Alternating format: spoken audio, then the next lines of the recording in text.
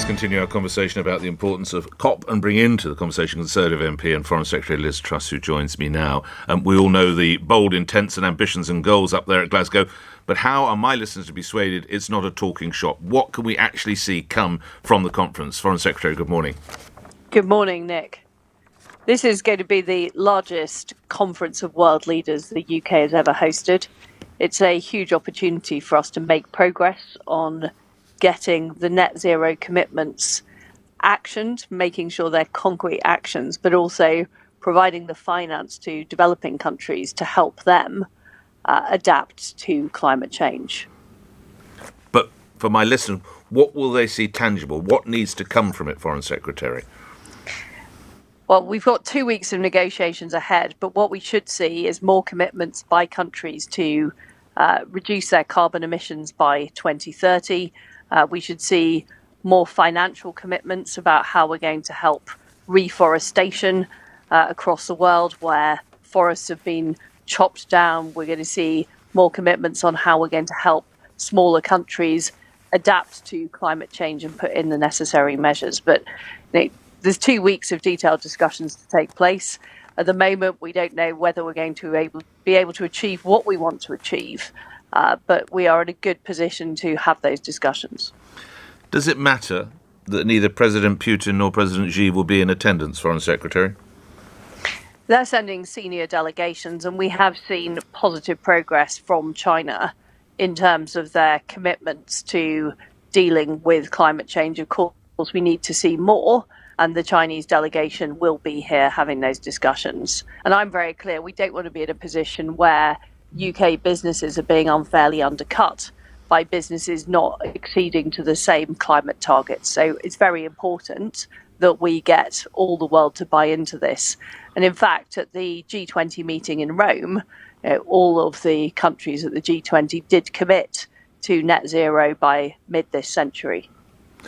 One of your colleagues, Anne-Marie Trevelyan, has hinted at the idea of possible eco-boycotts. That is to say, companies, organisations, stores, whatever it might be, who are not pursuing eco-ambitions or eco-intent should be boycotted. Where are you on that, Foreign Secretary? Well, I believe that consumers need to make the choices they need to make about how they live their lives. I believe in the carrot rather than the stick. And what we need is cheaper technology so that living a low carbon lifestyle becomes affordable. So I was in India recently. I saw a new electric car that Tata have developed that will retail at £10,000. So we're now getting into the arena where people will be able to afford these types of products. So I want people to vote with their feet. When Greta Thunberg says demonstrations such as those we've witnessed from Insulate Britain, it's all right to hack, I've changed her word, hack some people off. Is she right? Sure, I don't agree with Greta Thunberg at all about that. The fact is that these people like Extinction Rebellion and Insulate Britain, who disrupt people going to work, who disrupt our lives, are not the heroes of the environmental movement. It's actually the people who work in places like Derbyshire developing small modular nuclear reactors to help clean energy. They're the people that we should be supporting. And I deprecate those who try and stop other people going to work, who disrupt everyday life in Britain. They're not helping. They're just giving environmentalism a bad name. Talking about disrupting everyday life, you'll probably be aware, Foreign Secretary, there was considerable disruption for people trying to make train journeys from London Euston to Glasgow after a tree fell on the West Coast main line. Some people were delayed up to 7 hours. Not a great advert for Britain, is it, that we can't chop a tree off a train line in 7 hours? Well, this is why we're investing more in our railways to make sure they are more resilient. Wouldn't mind that. What about, how difficult is it to get a bloke or woman with a chainsaw? Quite difficult in my experience. And What? I wasn't stuck yesterday, but I have been stuck on these long train delays before, and it does seem to take a lot of time. Of course, we're always...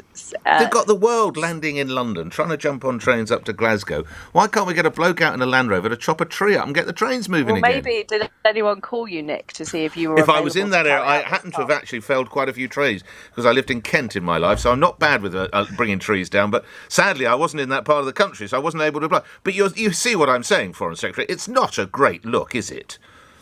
Well, I completely agree with you that we need to upgrade our rail infrastructure, and that is why we are putting more money into our infrastructure to do just that. All right. Noting, and this is a little off. And I hope you weren't stuck on the train. I was not stuck on the train, fortunately. No, I'm keeping London under fingertip control. I'm allowing others to be deployed to Glasgow. Noting one of your other titles is, of course, your Minister for Equalities and for Women. You may be aware that Labour peer Shami Chakrabarti will move a motion in the House of Lords today, saying that the inquiries going into the tragic circumstances surrounding the death of Sarah Everard and the investigations should have statutory powers. Currently, they are non-statutory, therefore you'll be aware, but just to remind my listeners, that means people cannot be subpoenaed to appear and evidence cannot effectively be subpoenaed to be prepared. Should the inquiries into the abduction and murder of Sarah Everard be a statutory inquiry? Foreign Secretary.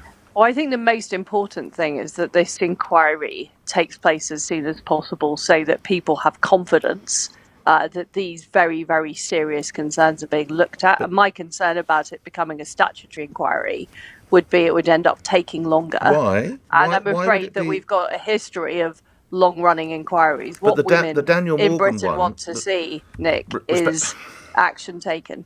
The Daniel Morgan, which was the murder of the private investigator in South London, that took 9 years and was non-statutory.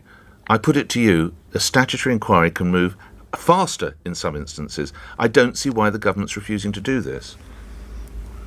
The important thing is that we get answers as soon as possible and we see the changing culture that's needed to address these issues. And of course, there are very, very serious issues that need to be considered with respect to the police, but also the overall justice system, making sure these cases are brought to justice much quicker. I know the Justice Secretary is working on that. Last couple of points. Again, a little out of your brief, but you are Foreign Secretary. The fish wars. Are the French being intransigent here? Where does le blame lie? The French need to withdraw their threats immediately. It is very, very concerning that they're threatening the Channel Islands, they're threatening our fishing fleet. And the licences were issued completely in line with our trade deal with the EU, and we will not hesitate to take action if they don't withdraw those threats immediately. Good Lord, what does that mean? Well, that means that we will pursue dispute resolution under the EU trade deal, and that will result in measures being taken. OK. Finally, the smiley face of COP26 is the sort of mascot who's been put forward. Are you aware who the mascot is for COP26?